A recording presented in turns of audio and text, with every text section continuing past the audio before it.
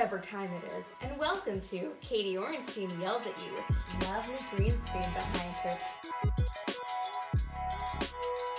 I can do it! Okay, what is the deal with this Ellen thing? Because it's... Where we are right now is that a bunch of very rich and very famous people are Instagramming hashtag standing with Ellen. Standing with Ellen. Katy Perry posted on Instagram recently, hashtag standing with Ellen, which means that this is the activism that she is standing up for. It's the potential cancellation of millionaire comedian Ellen DeGeneres. And look, this sounds like, if that's your biggest issue right now is Ellen, like, your life sounds amazing. Like, even though Katy Perry's current and ex-husbands kind of look like lizard monsters and sort of haunt my nightmares, if that's her biggest issue right now is Ellen, I would love to be Katy Perry right now. What actually is going on? Well, Buzzfeed News released an article in which former and current Ellen show staffers went on the record anonymously saying what's going on there, the headline being, there is a culture of racism, fear, and sexual misconduct. If you're a member of the Dartmouth administration, you might not have heard the words that I just said because my lips were just flapping in the wind with no sound coming out because you like to pretend that those things don't exist, but I'll say them again. Racism, fear, intimidation, sexual misconduct are actual big problems that need to be addressed from the top in any organization. This isn't a problem like global warming, which was immediately solved by Green to Go. So let's talk about the specific things that are actually going on according to reporting at the Ellen studio. In part, employee concerns were considered less important than preserving the image of the show.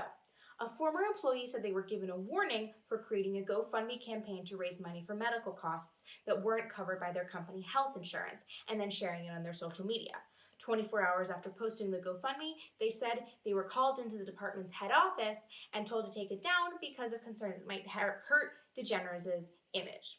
Now, it's troubling that employee health insurance isn't enough to, pay for the employee's health care. But then again, healthcare in America is already a flaming pile of garbage in a steaming river of disgusting lava guarded by an army of the eyeballs on hands guys from Pan's Labyrinth, so I can sort of forgive them for that. That being said, their obsession with DeGeneres' image over the well-being of their employee is worrisome. There's also a great deal of sexual harassment allegations in the report. This particular instance that I'm going to talk about is particularly horrifying, but again, go read the article. There is a lot there. In the report, 5 sources corroborated that one of the executive producers of the show has a button under his desk that will close the door of his office, locking whoever's in there with him in. What is this thing with creepy people having the button under your desk? Like, is it available for purchase in Creepy Guy magazine? Are you all Scorpios and your co-star pops up, says you need to get a button on your desk that will lock people into your office so that you can harass them? Like, did you all watch the movie 9 to 5 and think, yes, Dolly Parton is the villain here? Let's talk about the instances of racism in the workplace as well. At a work party, one of the white writers went up to a black employee and said, "I am sorry, I only know the names of white people who work here." In a different instance, a producer said to 2 black employees that since they both have box braids, he might get them confused.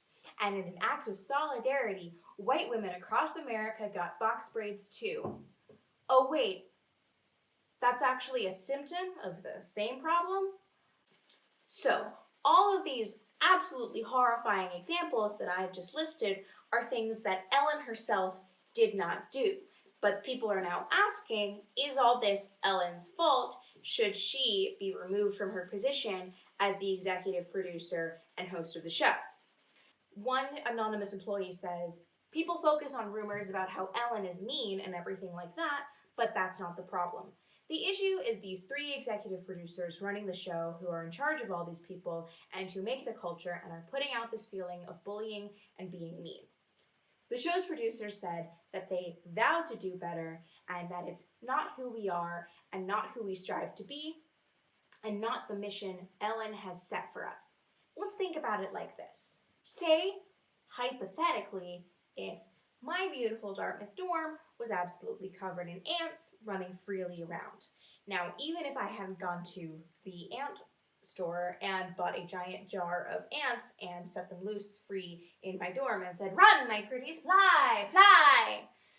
Since I had left a bag of chips on my desk from 2 weeks before open, I would say that makes me kind of responsible for the ants being there. And if I had a sign on my dorm door that said, "Be clean to each other," we'd be entering the land of hypocrisy. And maybe my UGA would take issue with that. If my UGA cared, which some of them don't, respect the UGAs who do nothing. I love you guys. At the end of the day, even if I didn't bring the ants explicitly, even if I didn't wear a t-shirt saying, "I heart ants," it was my trash that brought the ants into my room that I share with my roommate. But here's the thing. Even if we never really know what happened, Ellen is on a TV show, and anyone can watch it, not just a private investigator hired by Warner Brothers. It airs every day for an hour and has for the last 17 years. And we can learn a lot about Ellen from what she's done with those over 2,700 episodes. She's given out a lot of charity to individual people, but besides gay marriage, she rarely talks about the systemic problems that create poverty and high medical bills and unaffordable college. So she's not really talking about issues, except when she cared about the gay marriage thing. She interviews celebrities, that's kind of the highlight of the piece, and recently gave Kevin Hart the chance to redeem himself after saying some pretty homophobic things. That's why, in a particularly glorious moment in December of 2019, when Dakota Johnson was appearing on The Ellen Show, there was such a satisfying moment. And it's the reason why I wore this dress.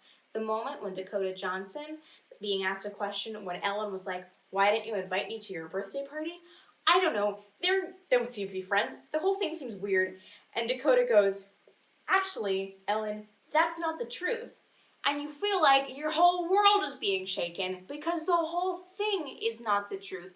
All of the Ellen Show, though once transgressive because she is a lesbian, and that's great, shout out to the lesbians, it now exists completely to uphold systems of power and individuals in power.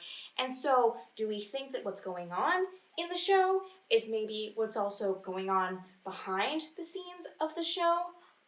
Probably. Amidst all of this and all this public controversy going on right now, there's the critical insight that Ellen is definitely not the only boss who behaves this way in Los Angeles and in the Hollywood industry at large.